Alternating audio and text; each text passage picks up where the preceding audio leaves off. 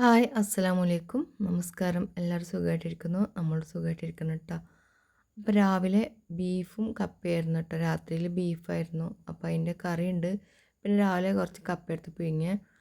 പിന്നെ അനിയത്തി ഹോസ്പിറ്റലിലാണ്. ഇന്നലെ ഡെലിവറിക്ക് കൊണ്ടുപോയതാണ്. അപ്പോൾ പെട്ടെന്ന് ഓപ്പറേഷൻ വേണമെന്നൊക്കെ പറഞ്ഞപ്പം അങ്ങോട്ട് പോകാനുള്ള തിരക്കില്ല കേട്ടോ ഞാനും മക്കളും. അങ്ങനെ ചോറും കറിയൊക്കെ ഉണ്ടാക്കി ഞങ്ങൾ ഹോസ്പിറ്റലിലേക്ക് ഇറങ്ങിട്ടോ. ചോറ് എടുക്കണോ ചോദിച്ചപ്പോൾ മറ്റേ അനിയത്തി ചോറ് കൊണ്ട് പോരുന്നുണ്ടെന്ന് പറഞ്ഞപ്പോൾ പിന്നെ ഞാൻ ചോറൊന്നും എടുത്തതില്ല കേട്ടോ. പിന്നെ നമ്മളെ വീട്ടിൽ നിന്ന് നമ്മൾ പുറത്തിറങ്ങിയപ്പോൾ അങ്ങോട്ട് നേരെയുള്ളതാണ് ശരിക്കും നമ്മൾ റോഡ്. ഇതിൽ നമുക്ക് ഇങ്ങനെ കുറുക്ക് വഴിയാണ്. ഇതിലിങ്ങനെ ചാടിക്കടന്ന് പോയാൽ നമുക്ക് ടൗണിലേക്ക് എത്താൻ പറ്റും കേട്ടോ. നടന്നു പോകുന്ന ആൾക്കാർക്കും ഏറ്റവും കൂടുതൽ കുറുക്ക് വഴി അറിയാം. അപ്പം വേഗം അങ്ങനത്തെ വഴികളൊക്കെ ആണല്ലോ നമ്മൾ കണ്ടെത്തുക. ഹോസ്പിറ്റലിലേക്ക് ഇറങ്ങിയപ്പം നിലമ്പൂരിൻ്റെ അതിൽ ഒരു കുറുക്ക് വഴിയുണ്ട് സ്റ്റാൻഡിൻ്റെ ബാക്കിൽ കൂടെ. അപ്പോൾ ആ വഴിയിലൂടെ അങ്ങോട്ട് ക്രോസ് ചെയ്തിട്ട് ഹോസ്പിറ്റലിലേക്ക് എത്തിയിട്ടോ. അവിടെ എത്തിയപ്പോൾ ഓളെ ഐസിയൊന്നും ഇറക്കിയിട്ടില്ല. കുട്ടി ഉണ്ടായിരുന്നു. എല്ലാവരും പിന്നെ കുട്ടിയെ പൊയിഞ്ഞിരിക്കുകയായിരുന്നു കേട്ടോ. കുട്ടികൾക്ക് പിന്നെ കുട്ടികൾ കണ്ടാൽ പിന്നെ വേറെ ഒന്നും വേണ്ടല്ലോ. അങ്ങനെ രാത്രി 9:30 ആയപ്പോഴാട്ടോ അവൾ ഐസിയൊന്നും ഇറക്കണത്. അപ്പോൾ ആങ്ങൾ നാത്തൂനുണ്ട്. അപ്പോൾ അവർ കൂടെ വരെ പോരാന്ന് കരുതിയിട്ട് അങ്ങനെ കുറേ നേരം അങ്ങനെ നിന്നിട്ടോ. ബസ്സിനാണെന്നുണ്ടെങ്കിൽ ഇരുത്തൊന്നും ഇരിക്കാൻ പറ്റില്ല. നേരത്തെ കാലത്തെ പോരണം. കാരണം ബസ്സിനൊരു ടൈമൊക്കെ ഉണ്ടല്ലോ. ഇതാണ് അനിയത്തിൻ്റെ ചെറിയ രണ്ടാമത്തെ മോളെ. അപ്പോൾ അവൾ വന്ന പാടെ തന്നെ ഞാൻ ഏട്ടൻ്റെ ഒക്കത്ത് കയറി ഇരിക്കുകയാണ്, എൻ്റെ മോൻ്റെ ഒക്കത്തെ.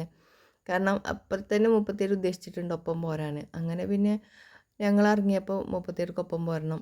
അപ്പോൾ പിന്നെ നമ്മൾ ഒപ്പം കൊണ്ടുവന്നിട്ടോ. അവൾക്ക് പിന്നെ അങ്ങനത്തെ പ്രശ്നമൊന്നുമില്ല. ആരായാലും എവിടെ ആയാലും അവൾ അഡ്ജസ്റ്റ് ചെയ്തോളൂ കേട്ടോ. അങ്ങനെ 1 മണിയൊക്കെ ആയപ്പോൾ നല്ല വിശപ്പൊക്കെ ഉണ്ട്. അപ്പോൾ ഞങ്ങളെ മന്തിയൊക്കെ മേടിച്ച് തന്ന്. അങ്ങനെ മന്തിയൊക്കെ കഴിച്ച് അവർ വീട്ടിലേക്ക് ആക്കി തന്നിട്ടോ. ഇറങ്ങി അവിടെ തന്നെ മുപ്പത്തേര് ഭയങ്കര ഹാപ്പിയിലായിരുന്നു. ഞാൻ പറഞ്ഞു വേഗം കിടന്നുറങ്ങാന്നൊക്കെ പറഞ്ഞ് എല്ലാവരും കിടത്തിയൊക്കെ ഉറക്കിട്ടോ. രാവിലെ എണീറ്റപ്പോൾ ഏട്ടൻ തന്നെയാണ് കുളിപ്പിക്കലും ഒരുക്കി കൊടുക്കലും.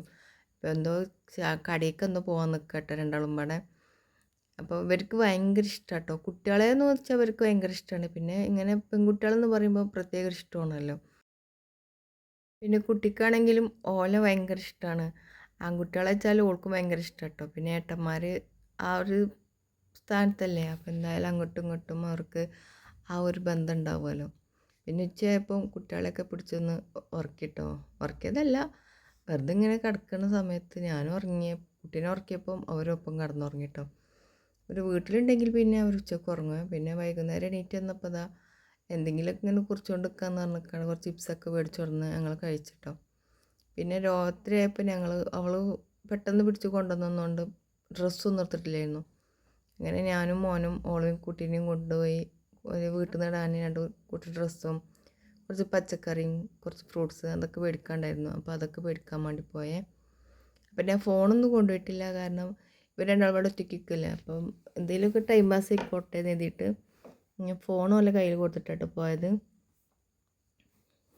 TV നമ്മൾ വീട്ടിൽ മേടിച്ചിട്ടില്ല. എന്തെങ്കിലും നോക്കിയിരിക്കാൻ അവർക്ക് അതുമില്ല.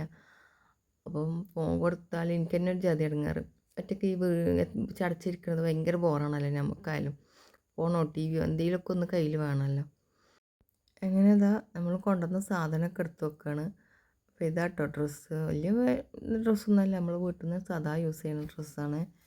അവൾ കൊണ്ടുവരണമെന്നുണ്ടായിരുന്നു, 2 ദിവസം കഴിഞ്ഞിട്ട് കൊണ്ടുവരണം എന്നൊക്കെ ആയിരുന്നു. പക്ഷേ അവൾ ഞങ്ങൾ കണ്ട ഉടനെ ചാടി കയറി പോരുന്നൊന്നും ഞാൻ പ്രതീക്ഷിച്ചിട്ടില്ല കേട്ടോ. കാരണം കുട്ടിക്ക് സങ്കടമാവുന്നൊക്കെയാണ് കരുതിയത്. പക്ഷേ കുട്ടി ഹാപ്പിയാണ്. പിന്നെ ഇപ്പം എന്തിനാണ് നമ്മൾ പ്രയാസപ്പെടുന്നത്. ഇങ്ങനെ എന്തോ മുള്ളോ എന്തോ കുടുങ്ങിക്കണമെന്ന് ഫ്രൂട്ട്സ് എന്തോ കഴിച്ചപ്പോൾ ആരെന്തോ കുടുങ്ങിയതാണ് കേട്ടോ. അപ്പോൾ അതെടുത്തിടാൻ വേണ്ടിയിട്ട് കരയാണ്. അപ്പോൾ അതൊക്കെ എടുത്തെടുത്ത്. അപ്പോൾ ഈ പ്രായമൊക്കെ ആകുമ്പോഴും നമുക്ക് കുട്ടികൾ എന്ത് ചെയ്താലും നമുക്ക് സന്തോഷവും അത് തമാശയും ഒക്കെ ആയിരിക്കും. പക്ഷെ കുറച്ച് കഴിഞ്ഞ് കഴിഞ്ഞാൽ അവരെന്തേ കാട്ടും നമുക്ക് ഡിസ്റ്റർബൻസ് ആയിട്ടൊക്കെ തോന്നില്ല. അപ്പോൾ നമ്മൾ വഴക്കറിയാൻ തോന്നും. പക്ഷേ ഇപ്പോഴൊക്കെ ആലോചിക്കുമ്പോൾ പാവം തോന്നിട്ട് പെട്ടെന്ന് അങ്ങോട്ട് മക്കളൊക്കെ വലുതായി പോകും. പിന്നെ നമുക്ക് ഒന്നും പറയാനും നമ്മളോടൊപ്പം ഒന്ന് ചിരിക്കാനും നമുക്കൊന്ന് ഒച്ചിടാനും ഒക്കെ നമുക്കൊന്ന് പൂതിയാവും കേട്ടോ.